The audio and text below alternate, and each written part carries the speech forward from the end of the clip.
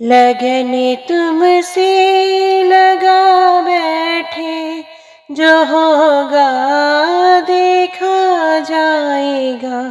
लगन तुमसे लगा बैठे, जो होगा देखा जाएगा।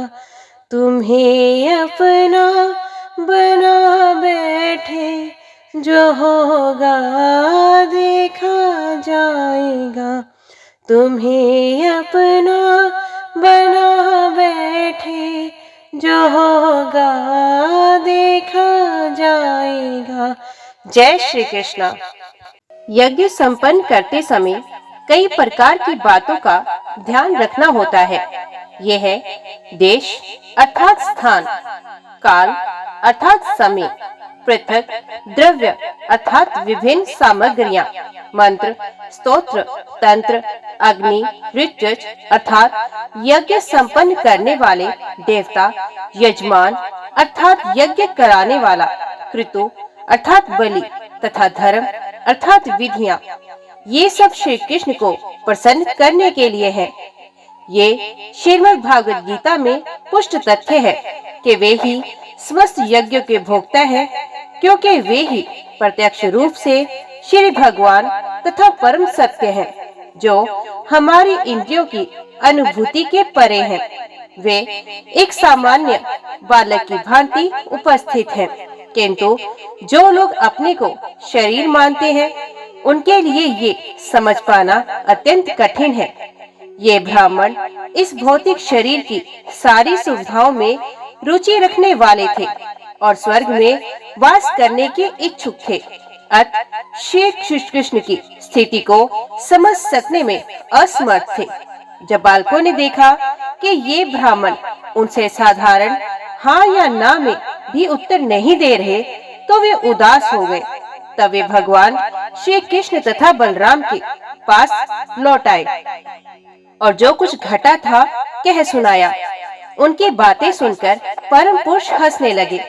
उन्होंने बालकों से कहा कि वे ब्राह्मणों द्वारा ठुकराए जाने से दुखी ना हो, क्योंकि भिक्षा में ऐसा ही होता है। उन्होंने सांत्वना दी कि संग्रह करते या भिक्षा मांगते समय कभी ये नहीं सोचना चाहिए कि सर्वत्र सफलता प्राप्त होगी।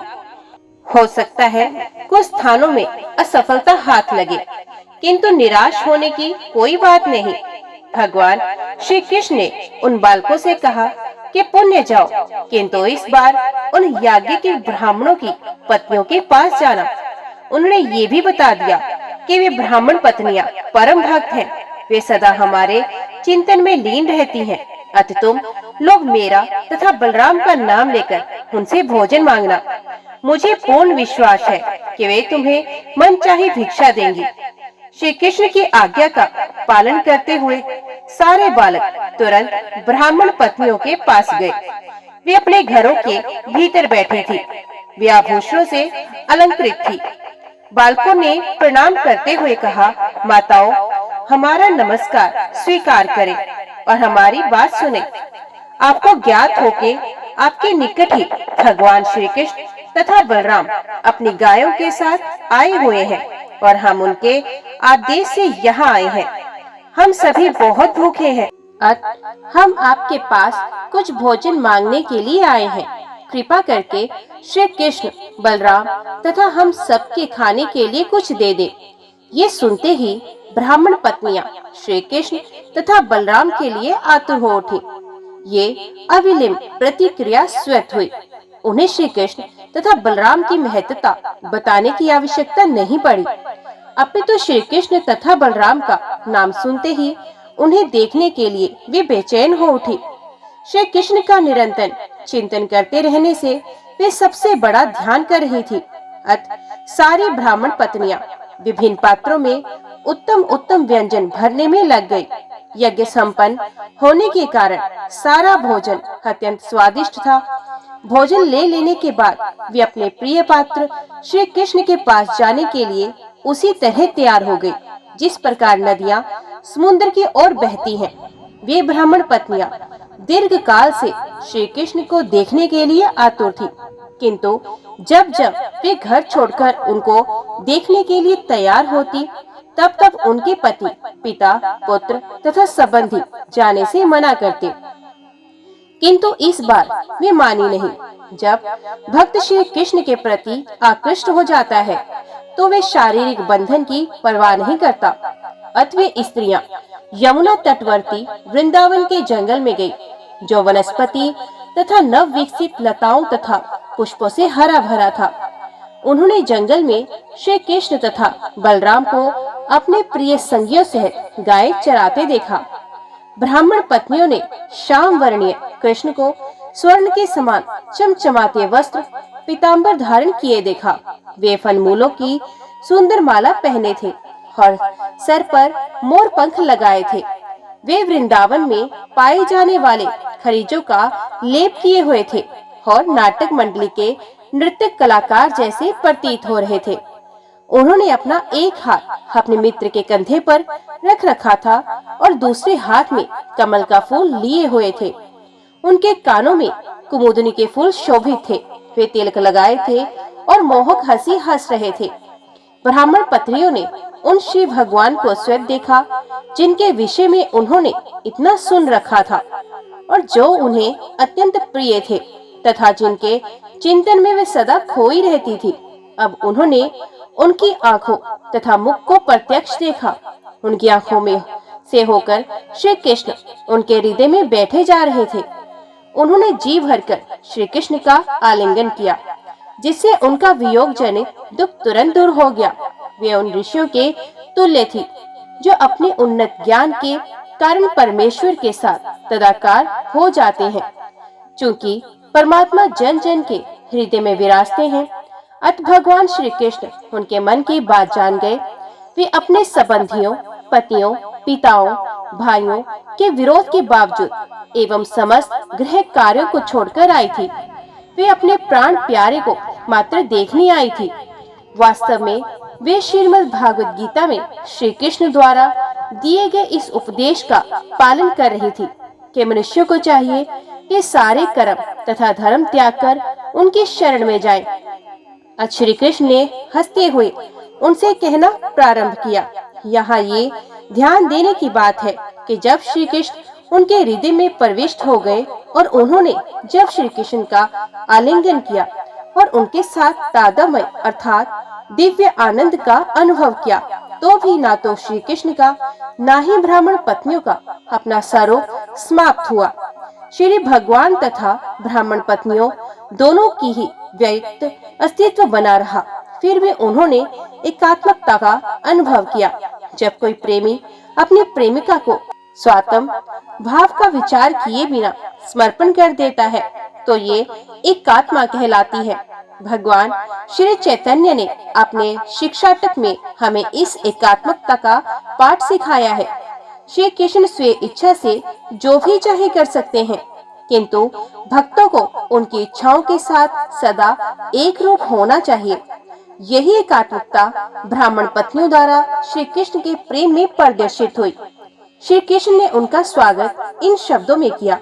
हे ब्राह्मण पत्नियों, आप सभी अत्यंत भाग्यशालिनी हैं। मैं आपका स्वागत करता हूँ। कृपया बताएं कि मैं आपकी क्या सेवा करूँ।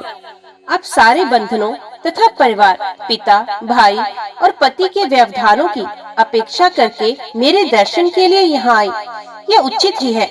जो ऐसा करता है वे अपने हित को वास्तव में जानता है, क्योंकि किसी मंतव्य या बंधन के बिना मेरी दिव्य प्रेमा भक्ति करना वास्तव में जीवों के लिए कल्याणकारी है।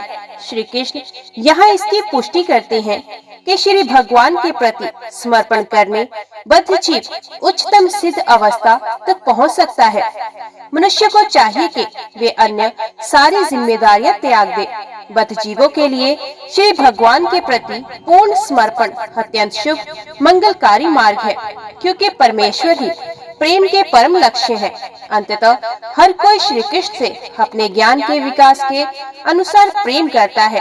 अंततः जब वे ये ज्ञान जान लेता है कि वे स्वयं आत्मा है और आत्मा परमेश्वर का एक अंश ही है, तो वे परमेश्वर को प्रेम के चरम लक्ष्य के रूप में पहचान लेता है और उनकी शरण ग्रहण कर लेता है।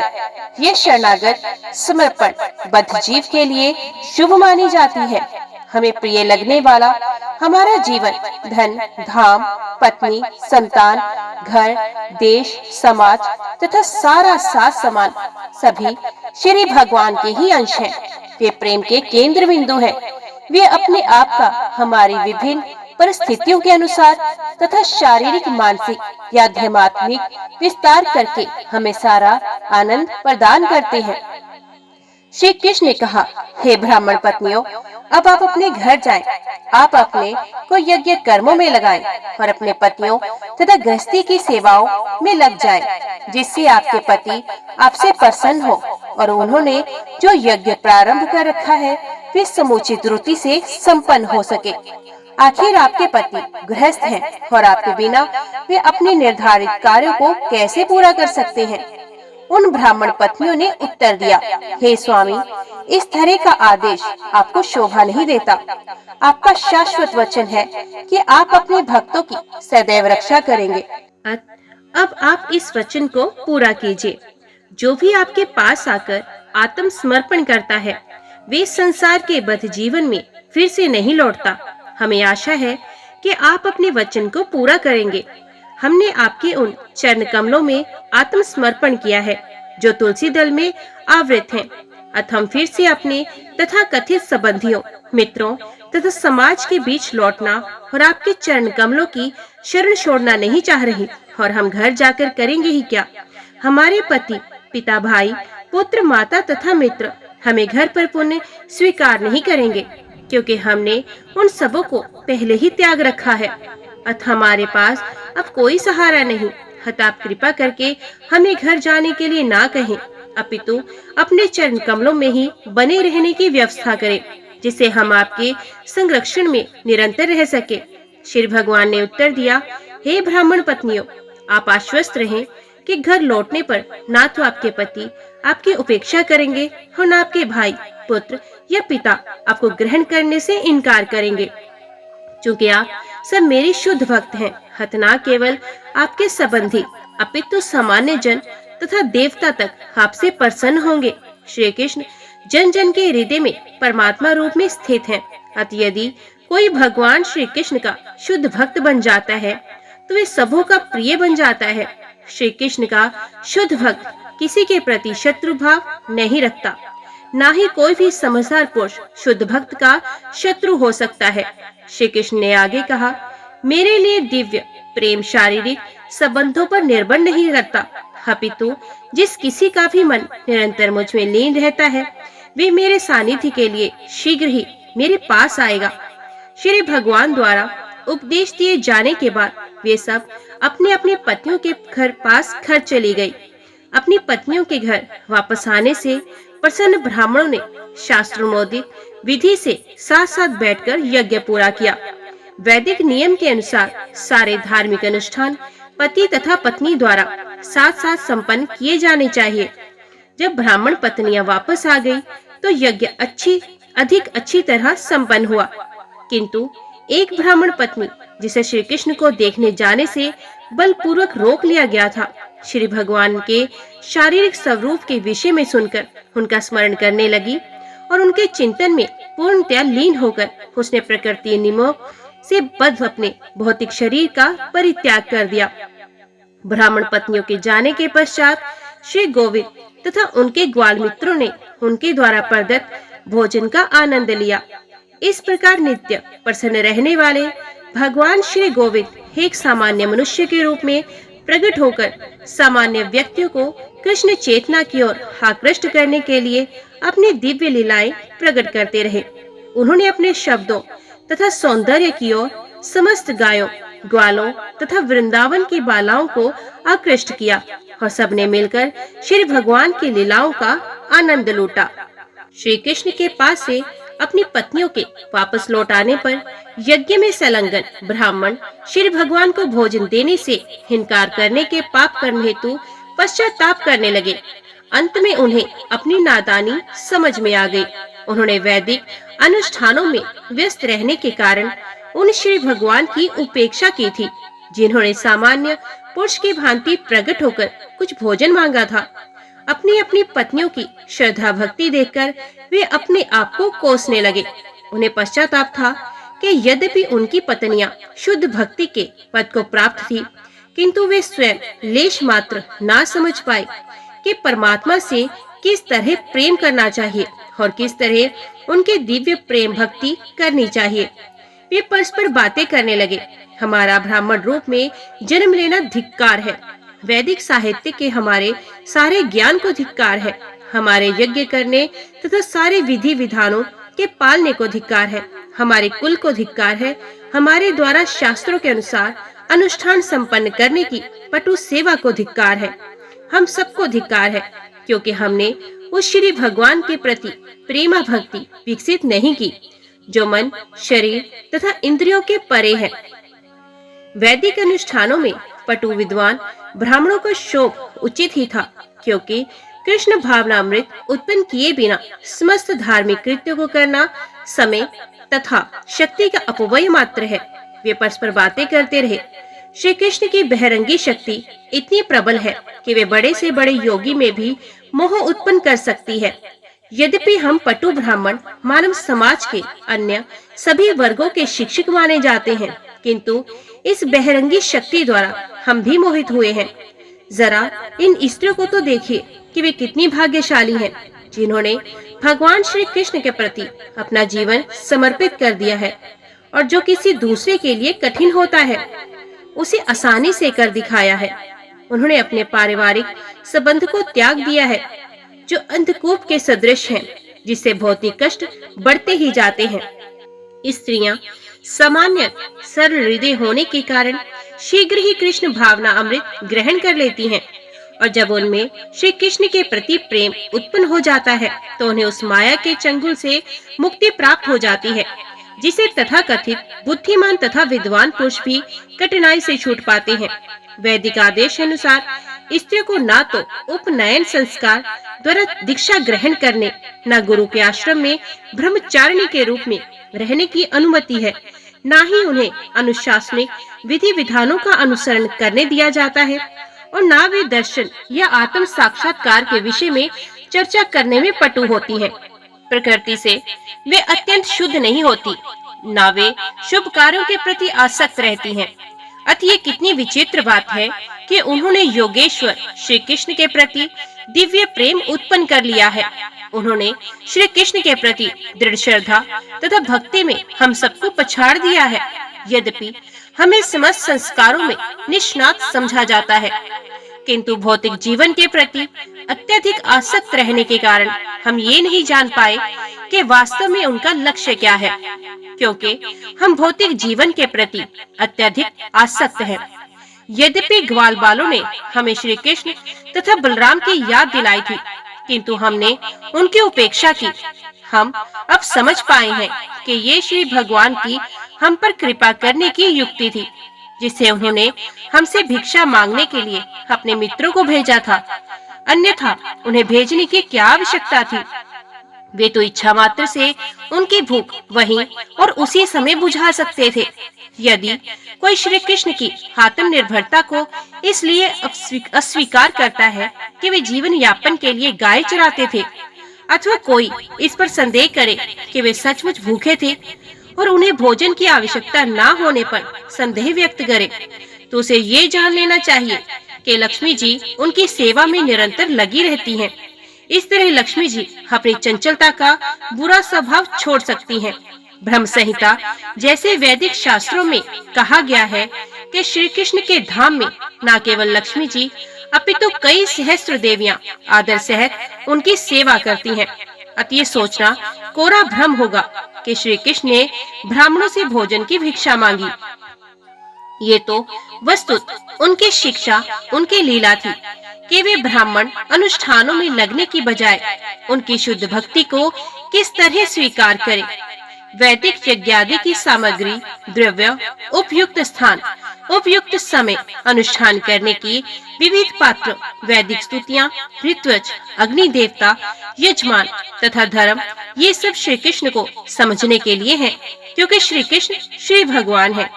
वे परमेश्वर श्री विष्णु हैं और समस्त योग्य के स्वामी योगेश्वर हैं।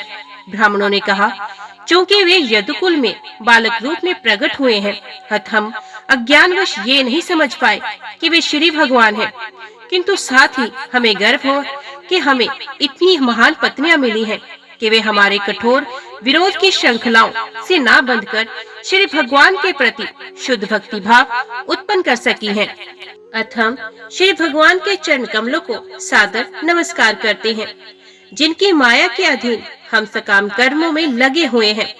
हम श्री भगवान से प्रार्थना करते हैं कि वे हमें क्षमा करें, क्योंकि हम उनकी बहरंगी शक्ति से मोहित हैं। हमने उनकी दिव्य महिमा जाने बिना उनकी आज्ञा का उल्लंघन किया है। ब्राह्मणों ने अपने पापों का प्रायश्चित किया। वे स्वयं जाकर उनको नमस्कार करना चाहते थे, किंतु कंस के भय से वे नहीं जा पाए और उनके शरण स्वीकार ना कर पाए।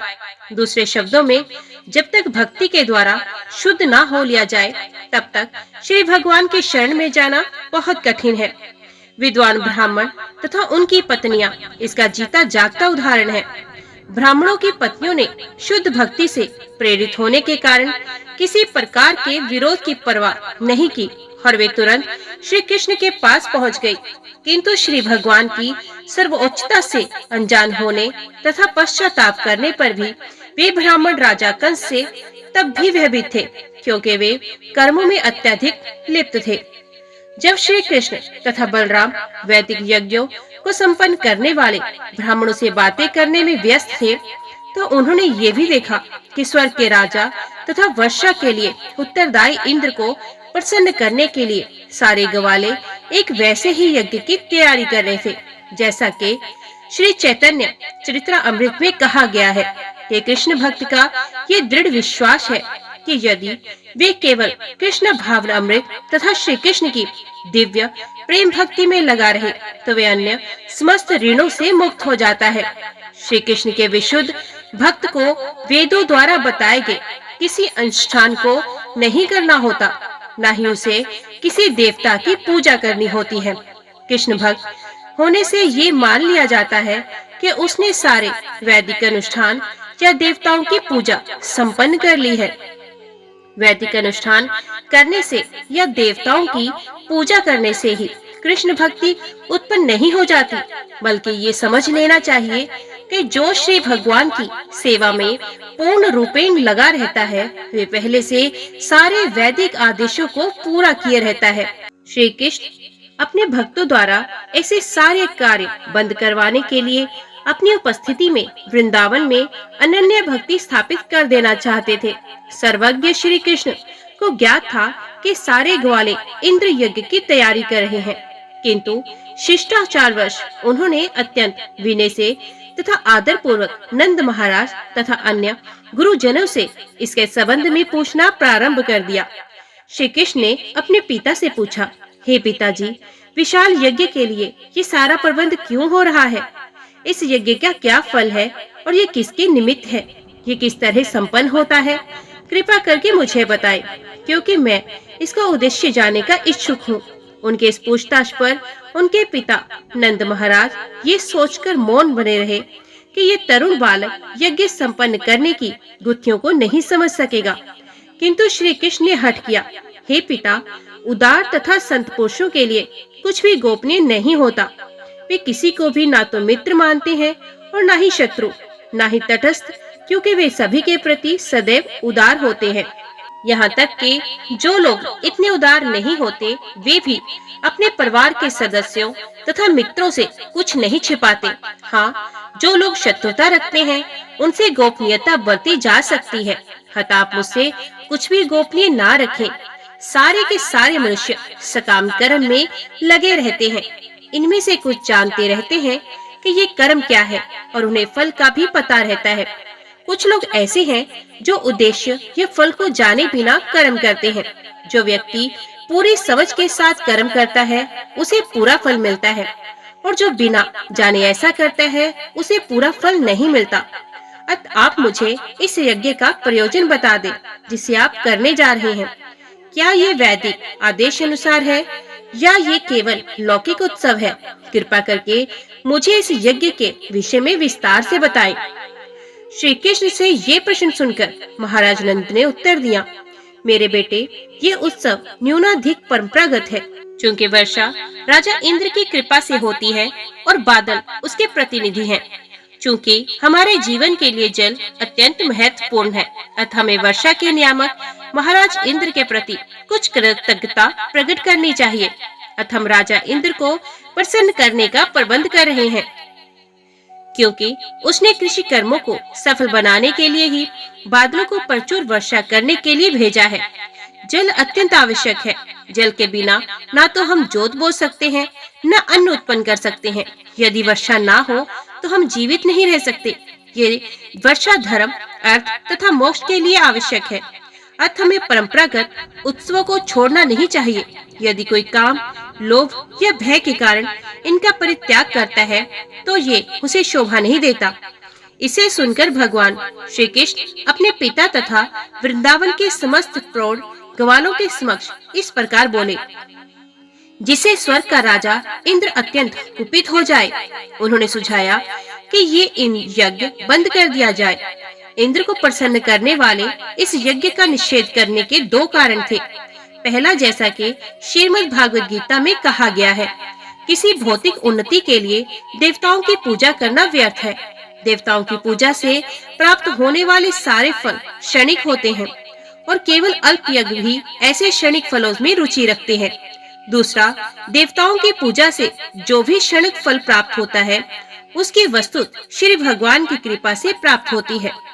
श्रीमद् भागवत गीता में स्पष्ट कथन है, देवताओं से जो भी लाभ मिलता है वे वास्तव में श्री भगवान द्वारा प्रदत्त है। श्री भगवान की अनुमति के बिना कोई किसी को लाभ नहीं पहुंचा सकता। किंतु कभी-कभी देवता भौतिक प्रकृति के वशीभूत होकर ग्रवित हो उठते हैं और अपने ही सर्वस्व समझकर श्री भगवान की सर्वोच्चता भूल जाते हैं।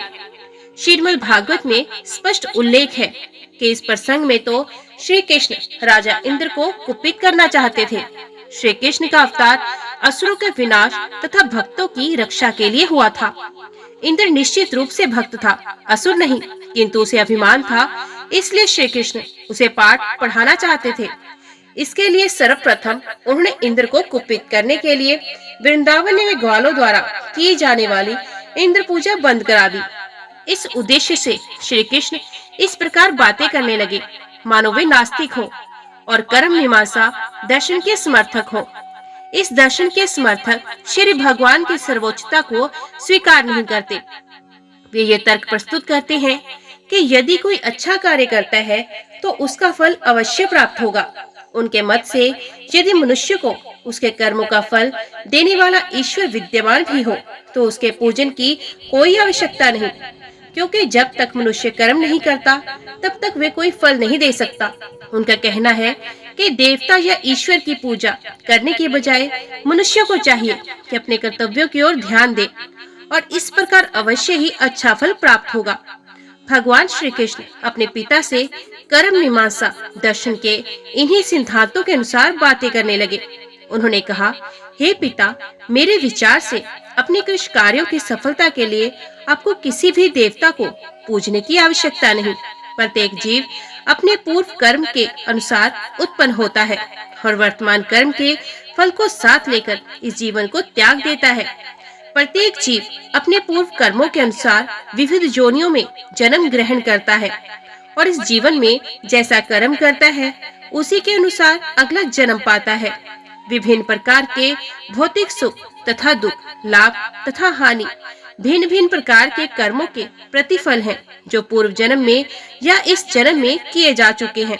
महाराज नंद तथा अन्य गुरुजनों ने तर्क किया कि प्रमुख देवता को प्रसन्न किए बिना केवल भौतिक कर्मों द्वारा कोई शुभ फल की प्राप्ति नहीं कर सकता। यही तथ्य है। उदाहरणार्थ, कभी कभी देखा जाता है कि उत्तम डॉक्टर द्वारा उत्तमोत्तम चिकित्सा तथा उपचार करने पर भी रोगी की मृत्यु हो जाती है। अतः ये निष्कर्ष निकलता है कि उत्तम उपचार या उत्तम डॉक्टर द्वारा किया गया प्रयास ही रोगी के अच्छा होने के कारण नहीं है। इसमें श्री भगवान का भी हाथ अवश्य होना चाहिए। इसी प्रकार माता पिता द्वारा अपने संतानों का लालन पालन ही बच्चों के सुख का कारण नहीं होता। कभी कभी देखा जाता है कि माता पिता द्वारा समस्त सावधानी बरतने के बावजूद बच्चे बिगड़ जाते हैं या मर जाते हैं। अतः फल के लिए भौतिक कारण पर्याप्त नहीं, इसमें श्री भगवान की स्वीकृति आवश्यक है। अतः नंद महाराज ने दलील दी कि कृषि कर्म में अच्छा फल पाने के लिए हमें वर्षा के अधिष्ठाता देव इंद्र को प्रसन्न करना चाहिए। भगवान श्री कृष्ण ने इस तर्क को अमान्य ठहराते हुए कहा कि देवता केवल उन व्यक्तियों को फल देते हैं जो अपने कर्तव्यों का पालन करते हैं। देवता ऐसे व्यक्ति को कोई फल नहीं दे सकते जिसने अपना नियत कर्म पूरा नहीं किया। अतः देवता कर्म संपन्नता पर आश्रित हैं और उन्हें किसी को अच्छा फल देने की पूरी छूट नहीं है। अतः किसी को उनकी परवाह क्यों करनी चाहिए। भगवान श्री कृष्ण ने कहा, हे पिताजी, इंद्र देव की पूजा करने की कोई आवश्यकता नहीं। प्रत्येक जीव को अपने कर्म का फल प्राप्त होता है। हम देखते हैं कि अपने कर्म की स्वाभाविक प्रवृत्ति के अनुसार हर व्यक्ति कार्यरत हो जाता है और सारे जीव चाहे मनुष्य हो या देवता इसी प्रवृत्ति के द्वारा अपना अपना फल प्राप्त करते हैं। सारे जीव अपने अपने कर्म के अनुसार उच्च या निम्न शरीर प्राप्त करते हैं और शत्रु या मित्र बनाते हैं। मनुष्य को अपनी सहज प्रवृत्ति के अनुसार ही कर्म करना चाहिए और विविध देवताओं की पूजा में ध्यान नहीं मोड़ना चाहिए। सारे देवता समस्त कर्मों के सही कार्यान्वयन से प्रसन्न होंगे। अतः उनकी पूजा की कोई आवश्यकता नहीं है। अच्छा यही है कि हम अपना कर्तव्य सुचारू रीति से करें। वस्तुत कोई भी व्यक्ति निर्दिष्ट कर्म किए बिना सुखी नहीं हो सकता। अतः जो ढंग से निर्दिष्ट कर्म नहीं करता वे व्यभिचारिणी स्त्री के समान है। ब्राह्मण का उचित निर्दिष्ट कर्तव्य वेदों का अध्ययन है। प्रशासक वर्ग अर्थात क्षत्रियों का कर्तव्य नागरिकों को सुरक्षा प्रदान करता है। वैश्यों का कर्तव्य कृषि, व्यापार तथा गायों की सुरक्षा करना है और शूद्रों का कर्तव्य है उच्च वर्गों अर्थात ब्राह्मणों, क्षत्रियों तथा वैश्यों की सेवा करना। हम वैश्य जाति के हैं और हमारा वास्तविक कर्तव्य खेती करना, कृषि उत्पादनों का व्यापार, गायों की रक्षा या वित्तीय संस्था में लेन देन का कार्य करना है। श्री कृष्ण ने अपना संबंध वैश्य जाति से जोड़ा क्योंकि नंद महाराज अनेक गायों की रक्षा कर रहे थे और श्री कृष्ण उनकी देख रेख करते थे। उन्होंने वैश्य जाति के 4 प्रकार के कार्य गिनाए: कृषि, व्यापार, गो रक्षा तथा बैंक की व्यवस्था। यद्यपि वैश्यगण इनमें से कोई भी कार्य कर सकते हैं, किंतु वृंदावन वासी मुख्यतः गोरक्षा में ही लगे रहते हैं। श्री कृष्ण ने अपने पिताजी को आगे भी बताया, ये दृश्य जगत प्रकृति के 3 गुणों सतो, रजो तथा तमो के अधीन चल रहा है। ये 3 गुण उत्पत्ति, पालन तथा संहार के कारण स्वरूप है। बादल की उत्पत्ति रजोगुण के प्रभाव से होती है। अतः वर्षा का कारण यही रजोगुण है। इस वर्षा के बाद ही जीवों का फल अर्थात कृषि कार्य में सफलता मिलती है। तो फिर इंद्र को इस कार्य से क्या प्रयोजन है? यदि आप इंद्र को प्रसन्न ना भी करें तो वे क्या कर सकता है? हमें इंद्र से कोई विशेष लाभ नहीं मिलता। यदि वे हो भी तो वे समुद्र के ऊपर भी तो जल बरसाता है जहाँ उसकी कोई आवश्यकता नहीं। अतः हम पूजा करें या ना करें, वे समुद्र तथा पृथ्वी पर जल की वर्षा करता है। यहाँ तक हमारी बात है, हमें किसी अन्य नगर या गांव या विदेश जाने की आवश्यकता नहीं। नगरों में बड़े बड़े महल हैं, किंतु हम तो वृंदावन के इसी जंगल में रहने से ही संतुष्ट हैं। हमारा संबंध गोवर्धन पर्वत तथा वृंदावन के जंगल से है, अन्य कहीं से नहीं। अतः पिता, मेरी आपसे प्रार्थना है कि आप ऐसा यज्ञ करें जिससे स्थानीय ब्राह्मण तथा गोवर्धन पर्वत संतुष्ट हो सके। हमें इंद्र से कोई सरोकार नहीं। श्री कृष्ण के इस कथन को सुनकर नंद महाराज ने उत्तर दिया, मेरे बेटे, चूंकि तुम कह रहे हो इसलिए मैं स्थानीय ब्राह्मणों तथा गोवर्धन पर्वत के लिए एक पृथक यज्ञ का आयोजन किए देता हूँ, किंतु इस समय मुझे ये इंद्र यज्ञ करने दो। किंतु श्री कृष्ण का प्रत्युत्तर था, पिताजी आप विलंब न करें। आप गोवर्धन पर्वत तथा स्थानीय ब्राह्मणों के लिए जिस यज्ञ का प्रस्ताव रख रहे हैं उसमें काफी समय लगेगा। अच्छा ये होगा कि इंद्र यज्ञ के लिए आपने जितनी तैयारियां की हैं उनसे तुरंत गोवर्धन पर्वत तथा स्थानीय ब्राह्मणों को संतुष्ट कर दिया जाए। अंततः महाराज नंद को पसीजना पड़ा। तब ग्वालों ने श्री कृष्ण से पूछा कि वे यज्ञ को किस तरह करना चाहते हैं। तो श्री कृष्ण ने उन्हें ये आदेश दिए, यज्ञ के लिए एकत्रित किए गए अन्न तथा घी से विविध पकवान तथा चावल, दाल, हलवा, पकौड़ी, पूड़ी तथा दूध के व्यंजन यथा खीर, रबड़ी, रसगुल्ला, संदेश एवं लड्डू बनाए जाएं और फिर विद्वान ब्राह्मणों को बुलवाकर वैदिक मंत्रों के उच्चारण सहित अग्नि को आहुति प्रदान की जाए। ब्राह्मणों को दान में सभी प्रकार के अन्न दिए जाएं। सारी गायों को सजाकर उन्हें अच्छा चारा दिया जाए। इसके बाद ब्राह्मणों को दान में धन दिया जाए। जहाँ तक निम्न स्तर के पशुओं या लोगों का प्रश्न है, कुत्तों और चंडालों और अशुद्ध समझे जाने वाले पंचम श्रेणी के लोगों को भी पेट भरकर प्रसाद दिया जाए। गायों को उत्तम घास खिलाकर तुरंत ही गोवर्धन पूजा प्रारंभ की जाए। इस यज्ञ से मैं परम संतुष्ट होऊंगा। श्री कृष्ण के इस कथन में वैश्य जाति की समस्त अर्थव्यवस्था का वर्णन किया गया है। मानव समाज की सभी जातियों में तथा पशु जगत में गायों, कुत्तों, बकरियों आदियों में प्रत्येक जीव को अपनी अपनी भूमिका अदा करनी होती है। हर एक सदस्य को संपूर्ण समाज के लाभ के लिए सहयोग से काम करना होता है। इसमें न केवल सजीव पदार्थ अपितु पर्वत तथा भूमि जैसे निर्जीव पदार्थ भी सम्मिलित हैं। वैश्य जाति का विशेष दायित्व रहता है कि समाज के आर्थिक विकास के लिए वे अन्न उत्पन्न करे, गायों की रक्षा करे, आवश्यकता पड़ने पर खाद्य पदार्थों का यातायात करे तथा बैंकिंग और अर्थ को संभाले। इस कथन से हमें ये भी ज्ञात होता है कि यद्यपि कुत्ते तथा बिल्लियां अब इतनी महत्वपूर्ण हो गए हैं कि इनकी भी उपेक्षा नहीं की जानी चाहिए, किंतु गायों की रक्षा कुत्ते बिल्लियों की सुरक्षा से अधिक महत्वपूर्ण है। इस कथन से हमें एक अन्य संकेत ये मिलता है कि उच्चारणों को चंडाल व अस्पृश्य की उपेक्षा नहीं करनी चाहिए और उन्हें आवश्यक रक्षा प्रदान की जानी चाहिए। प्रत्येक व्यक्ति का अपना महत्व है, किंतु इनमें से कुछ मानव समाज की प्रगति के लिए प्रत्यक्ष उत्तरदायी हैं और कुछ अप्रत्यक्ष रूप से। किंतु कृष्ण भावनामृत होने पर हर एक के लाभ का ध्यान रखा जाता है। जय श्री कृष्ण।